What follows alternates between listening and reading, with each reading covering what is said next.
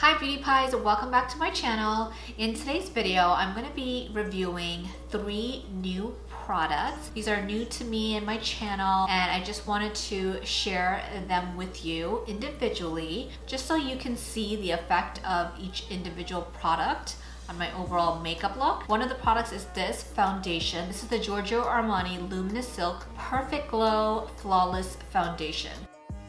And this is actually the mini version. I mentioned in my previous haul that I've really been liking that Sephora and a lot of brands have been offering mini sizes of their products. Gives you an opportunity to try the product out and see if you like it. Sometimes a sample isn't enough, especially when it comes to certain products like foundation. I feel like with foundation, you have to try it on a lot longer. Try it with different primers, different moisturizers, different weather, all of it can make a difference. So I think these mini size versions are just a wonderful thing to have. So it's a pricey foundation, but I like it. I don't think I had to use as much as the NARS Sheer Glow, and I got a lot of coverage, just as you would expect a Giorgio Armani to feel. It felt great on my skin. I can't really imagine a formula getting any better than this. So I really like this. I'm in the color 8.75.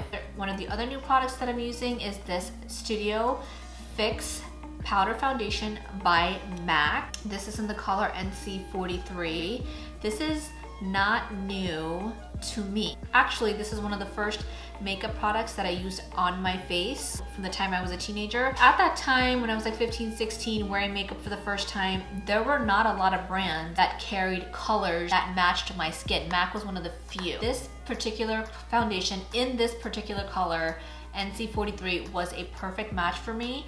The only problem was it's a powder foundation, and at that time I didn't realize I shouldn't be using a powder foundation on my dry skin, so I would break out all the time. However, the coverage of this was so good, you could never tell that I was someone that was breaking out. It just covered everything so well. I don't think I will ever go back to a powder foundation for good. I love having a liquid foundation as a base. However, I wanted to try this as a setting powder for my under eye area. I typically use a loose powder to set my under eye. As I get older, I find that I need more coverage. So I wanted to try like a powder foundation. It's a bit thicker than a loose powder to set my under eye, and I think it came out great. This shade was just perfect for my under eyes.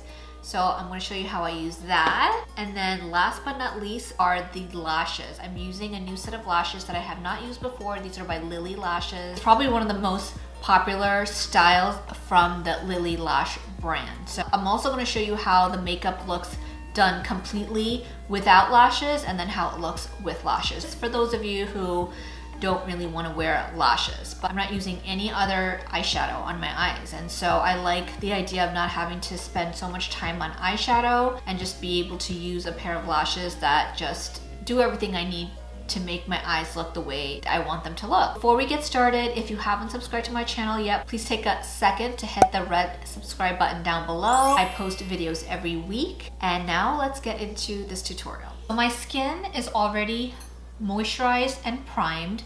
For primer, I use the Josie Maran 100% Argan oil. So now I'm going in with the Giorgio Armani Luminous Silk Perfect Glow foundation. I'm using the color 8.75.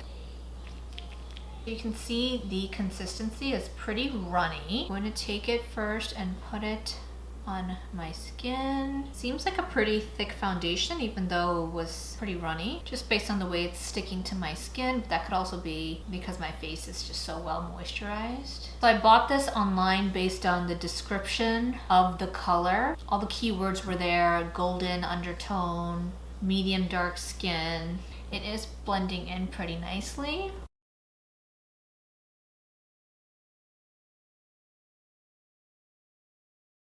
I really am enjoying the scent of this foundation. I think it reminds me of Johnson & Johnson's baby lotion. Yeah, that's exactly what it reminds me of. The Johnson & Johnson baby lotion in the pink bottle. It's like just very soft, light. You know, it's not a very strong scent, but it's like a warm and fuzzy scent. Just went on like I was putting on a very light lotion, yet I had a lot of coverage. Excellent color match. What else? Now let's see how it blends in with the rest of my makeup products. So I already went ahead and applied my concealer and set it with a powder. I used the NARS Radiant Creamy Concealer. Now we're gonna try this out on the under eye.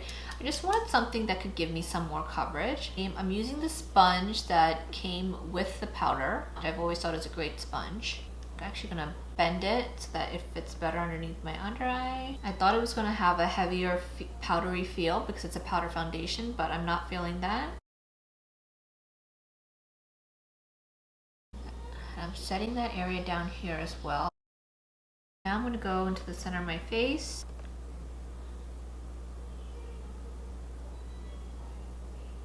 Above my upper lip. Yeah, this is still a perfect match for my skin tone. Okay, so I'm looking forward to seeing how that wears on my skin. Surprised that it's not as drying. It doesn't feel as drying, but I'm not quite ready to put it all over my face because I feel like that could maybe feel drying. So I'm going to go ahead and set the rest of my face with the MAC Mineralize Skinfinish in medium deep to set my whole face. It's a perfect match for my skin tone. It's so light, yet it gives me a nice finish. This is the NC43 that I just put under my eyes, and it's got more of a peachy undertone. This is the MAC Mineralize Skin Finish. Definitely a lot warmer, but both of these colors just melt into my skin. So many times I may go back in, pick up more powder, and then go over my face. It never leaves me feeling dry. That's amazing for a powder. We're done with the face. Now I'm going to go ahead and just do my eyes, which basically I'm not going to be using any eyeshadow. So I'm going to keep the eye look very simple. No eyeshadow, just black liner and mascara. And then I can really see the full effect of the lash. The eye portion of my makeup is what takes me the longest, and it's really the eyeshadow part of it, you know? But what I've found is that if I have a good set of lashes that I love and that really enhance the shape of my eyes, I don't have to use any eyeshadow, and I save a ton of time. I love my Beauty Pie lashes. I am forever committed to them. I call them the Beauty Pie lashes. That's not what it's called. It's called Starlit by the House of Lashes. I have taken ownership of these because I really have never seen anyone use this other than myself. So I'm going to show you just to compare my favorites. My favorite, the Starlit, like it is so dense, like throughout the base and short. Where this one, this is so much more voluminous and voluptuous, but the base isn't as dense. And the lashes are longer and wispier. But for me, this is the max I really want with length because my eyes are small, so these make my eyelashes look really, really long. So off the bat, don't think I'll like these as much as I like these, but these have just been a pair that I've been really wanting to try a long time. For all these years, I've been seeing it on Instagram, different makeup artists, celebrities. I really do like how these look. I just opened them. I have not cut them yet. Pretty much every time I buy a pair of lashes, I do have to trim them because they're always too long. I'm going to trim them. I'm going to wiggle them so that they're malleable and easier to put on my lashes. And then I'm going to put them on and show you the results. I went ahead and I applied my lipstick, my bronzer. I did not use any blush since I'm using like a bright lipstick.